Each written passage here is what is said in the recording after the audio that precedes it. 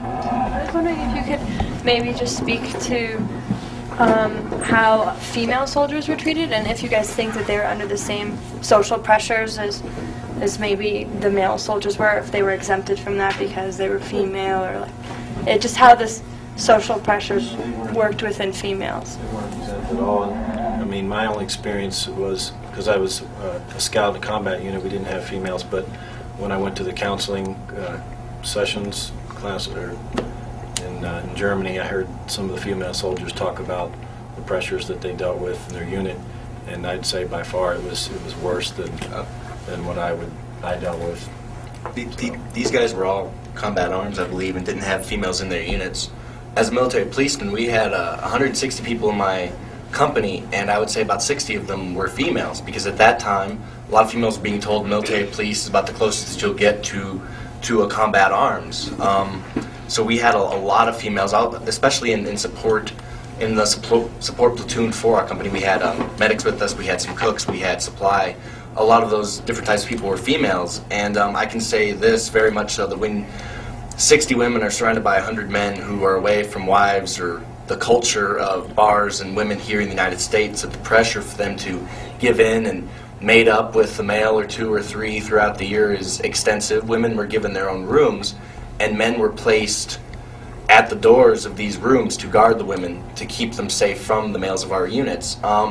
We had women who were oftentimes pawned off and treated as meat to tanker units or to scout units or to infantry artillery units.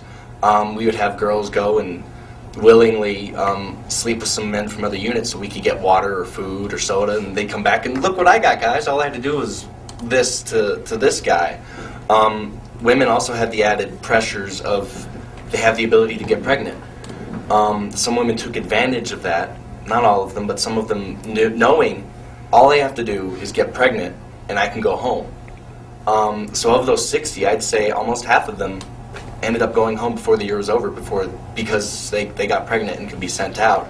And as a male, who, when I came back, and I became a little bitter for some time, because all this female had to do was get pregnant, and I had to try to fight the military on a conscientious objection. And at that time, my mind, just like a lot of other people's, warped enough to go, man, if I was a girl, all I'd have to do is have a kid and I'd be out of here. But I had to fight and eventually go AWOL and all that. But having met Kelly Doherty, a lot of the leadership in Iraq Veterans Against the War are women. And it's a completely different experience. Just this whole machismo thing that males have to go through, those women have to suffer through that as well. Have to learn to adapt, have to learn to be one of the guys, or you're going to be ostracized or treated or called horrible things. If a guy sleeps with 3 or 4 women soldiers, he's cool. Woman sleeps with one male, she's a slut, and she's mistreated and disrespected the entire time. My female lieutenant was sleeping with my male sergeant. She was demoted. He was sent to a different platoon. So you saw a lot of that as well. Yeah, we have some female Iraq Veterans Against the War members here in town. I was trying to get one of them to be on the panel just to help answer these questions, but they're all busy tonight. Hopefully in future events they'll be there to help share those experiences. A quarter of the women in the military experience sexual trauma. A quarter of them. And that's reported. The majority of sexual traumas goes unreported. So it's a very severe situation in the military right now, especially while we're at war and where there's a lot less checks and balances and a lot less dehumanization, that there's problems. A couple years ago, there were some women that died of dehydration. And the reason why they died is because they were afraid to go get water or go to the bathroom in the middle of the night for fear they were going to get raped by their fellow soldiers. So it's a very bad situation. And every time I do truth in recruitings, we go to high schools oftentimes and talk to people, and I ask, how many people are interested in joining the service or think it's a possibility that they might want to.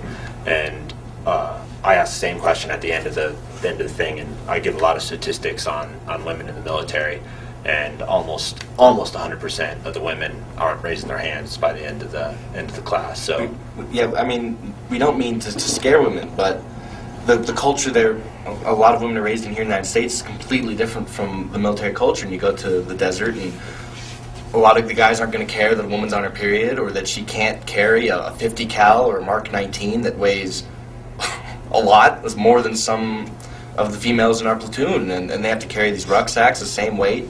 Guys get mad if they have to carry some of it for the woman, and they call her bad names if she can carry it. So a woman has to work twice as hard to try to prove her worth, and I think the same can be said of a lot of gay males that's in the military. A lot of that same attitude that goes toward the women goes toward the gay males. And like Brian experienced that isolationist attitude where they're trying to separate him from the unit and obviously treat him differently. Instead of the women able to band together and sort of organize within themselves to get the rights that they need or get treated better, oftentimes they're split up and they're broken up to where they often compete against each other, and women start falling down onto the low end of the pecking order, and they're the ones that get abused and get hurt, while the other women, Special favors. Yeah, get special favors for falling in line and doing for doing what needs to be done for the male morale, or some kind of BS like that.